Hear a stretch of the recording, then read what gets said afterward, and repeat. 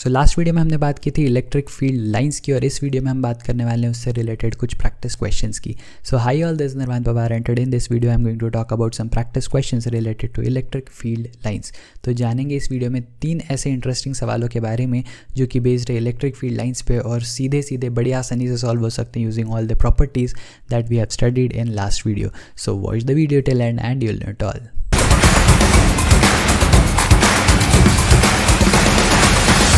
So let's get started with this practice questions. लेकिन before I get started, अगर आप मेरी वीडियोस रेगुलरली फॉलो कर रहे हैं लेकिन अब तक आपने चैनल को सब्सक्राइब नहीं किया है, so please go head and do that because channel subscribe करने से आपको मेरे आने वाली सभी वीडियोस के नोटिफिकेशन समय समय पर मिलते रहेंगे। सवाल नंबर 1 देखते हैं यहाँ पे। इस वीडियो में हम बात करने वाले 3 सवालों की और तीनों सवाल जो है ये सेम लाइंस पे बेस्ड कुछ क्वेश्चंस जो है प्रीवियस ईयर जेईई एग्जाम्स में ऑलरेडी आ चुके हैं, है ना। तो इसीलिए इस तरीके के जो क्वेश्चंस है बड़े आसान से होते हैं। जो कुछ हमने प्रॉपर्टीज़ पढ़ रखी है, अगर आपको प्रॉपर्टीज़ पता है आप सिर्फ डायग्राम देख के फटाफट से इसको टिक करके आगे बढ़ सकते हो।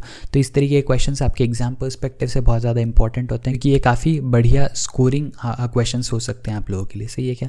सो इसलिए इन तीनों सवालों को ध्यान से देखना। वीडियो बहुत छोटा सा होने वाला है, 3 क्वेश्चंस फटाफट से उड़ा देंगे, है ना। तो देखो कैसे करते हैं हम इसको सॉल्व। सवाल नंबर 1 देखो, 3 charges are kept on the vertices of equilateral triangle.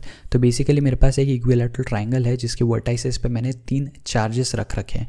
अगर मुझे सवाल में चार्जेस के बारे में कुछ भी नहीं दिया हो तो मैं बाय डिफ़ॉल्ट इनको इक्वल पॉजिटिव चार्जेस कंसिडर करूँगा, ठीक है। ये चीज़ आप याद रखना, कभी भी अगर आपको सवाल में इस तरीके से दिया जाता है जहाँ पे आपको डिफाइन नहीं करके देते हैं तो आप इसको by default 3 equal positive charges consider कर सकते हो, जिसको मैंने एक इक्विलैटरल ट्राइंगल के वर्टाइसेस पे रखा हुआ है और मुझे पूछा गया है कि correct representation of electric field lines क्या होगा, सही है। तो यहाँ पे देखो, अगर आप देखो चारों ऑप्शंस में तो जो ग्रीन कलर के डॉट्स आपको दिख रहे होंगे वो 3 पर्टिकुलर चार्जेस है जो 3 वर्टाइसेस पे रखे हुए हैं इक्विलैटरल ट्राइंगल के। और अब मुझे इन डायग्राम्स को देख के बताना है कि कौन सा इलेक्ट्रिक फील्ड लाइन का डायग्राम जो है वो करेक्ट है, ठीक है।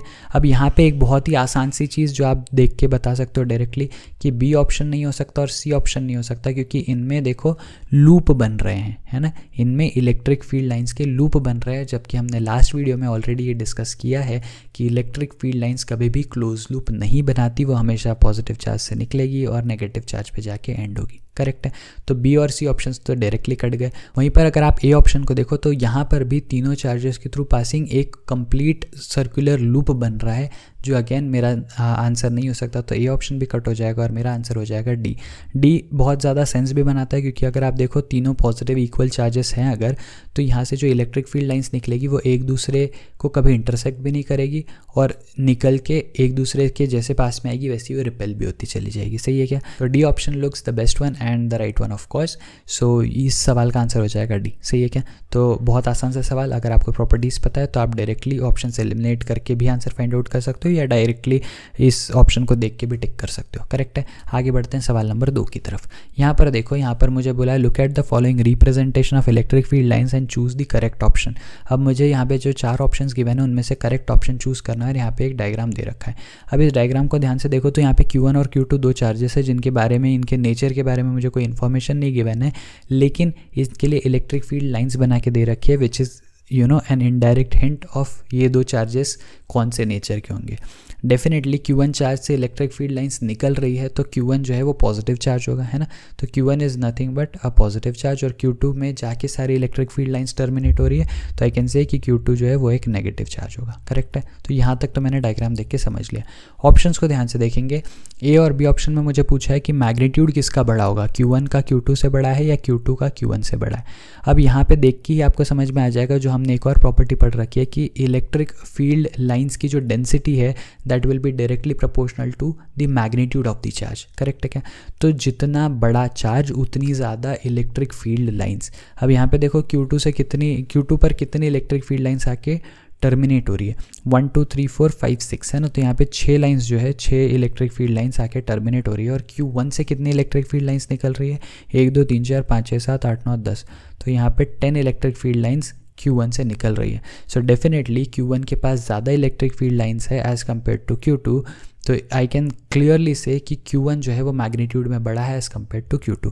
तो मेरा ऑप्शन नंबर ए और बी में से ए तो सही हो गया, सही है। लेकिन यहाँ पे बी और सी जो है, यहाँ पे मुझे इलेक्ट्रिक फील्ड किस पॉइंट पर 0 होगी ये पूछा गया है। तो definitely this question is a multiple choice correct question, तो इसलिए सिर्फ एक ऑप्शन टिक करके आगे मत भाग जाना। सी और डी ऑप्शंस को भी चेक करना।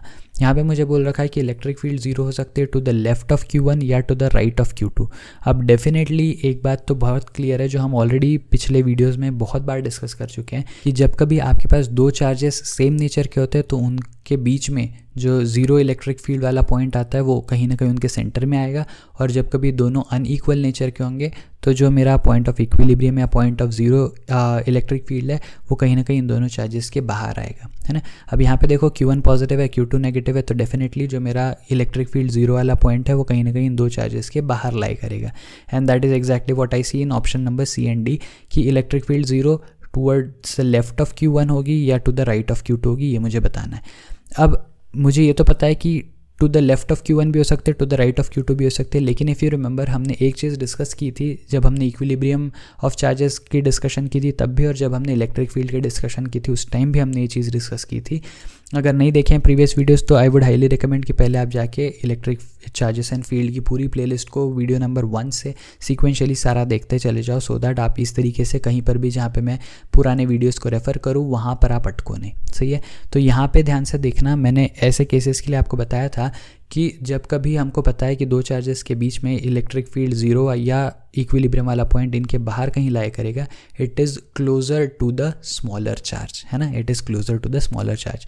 अब Q1 और Q2 में से छोटा चार्ज कौन सा है मैग्नीट्यूड वाइज? Q2 छोटा है, और Q2 अगर छोटा है तो इलेक्ट्रिक फील्ड जीरो वाला point towards the right of Q2 ही कहीं ना कहीं आएगा, सही है क्या। तो मैं यहाँ पे बोल सकता हूँ electric field zero to the right of Q2 will be my right answer, correct है क्या। सो आई होप ये सवाल आपको समझ में आएगा। यहाँ पे हमने थोड़े से रेफरेंसेस को यूज़ किया जो हमने पुराने वीडियोस में इक्विलिब्रियम में डिस्कस कर लिया था, इलेक्ट्रिक फील्ड इंटेंसिटी में भी डिस्कस कर लिया था। तो अगर आपने पुराने वीडियोस देखे हैं, अगर आपके कॉन्सेप्ट्स क्लियर है तो ये चीज़ आप बड़े आसानी से मार्क कर सकते हो, करेक्ट है। आगे बढ़ते हैं सवाल नंबर 3 की तरफ। अब यहाँ पे डायग्राम्स बड़े सुंदर सुंदर से आपको दिख रहे होंगे, नहीं भी दिख रहे होंगे तो मुझे दिख रहे हैं क्योंकि मैंने अपने हाथों से इनको बड़ी मेहनत से बनाया हुआ है ना। सवाल नंबर 3 में पूछा क्या गया है, which of the following is the correct representation of electric field lines for a solid sphere. अब मेरे पास ऐसे सॉलिड स्फीयर, अगर आप चारों ऑप्शंस में देखो तो चारों ऑप्शंस में upper half of the sphere is positively charged and lower half of the sphere is negatively charged. तो चारों ऑप्शंस में इस तरीके का मेरे पास एक सॉलिड स्पीयर और मुझे पूछा गया है कि correct representation of electric field lines in चारों में से कौन सा है। अब बहुत ही ऑब्वियस सी जो कुछ चीज़ें हैं वो ये कि यहाँ पे आपको देख के समझ में आ रहा होगा कि इलेक्ट्रिक फील्ड लाइंस इस तरीके से कभी शार्प एंड्स नहीं बनाएगी, है ना, क्योंकि ये शार्प एंड्स बनाने पे अगेन आप देखो तो इन पॉइंट्स पे इलेक्ट्रिक फील्ड के दो डायरेक्शन डिफाइन हो जाएंगे क्योंकि टैंजेंट जो है वो दो बनेंगे। तो इसलिए इस तरीके के शार्प एंड वाले ऑप्शन ए और ऑप्शन सी जो है ये तो डायरेक्टली कट आउट हो जाएंगे, सही है। अब मैं बात करता हूँ ऑप्शन बी और डी की।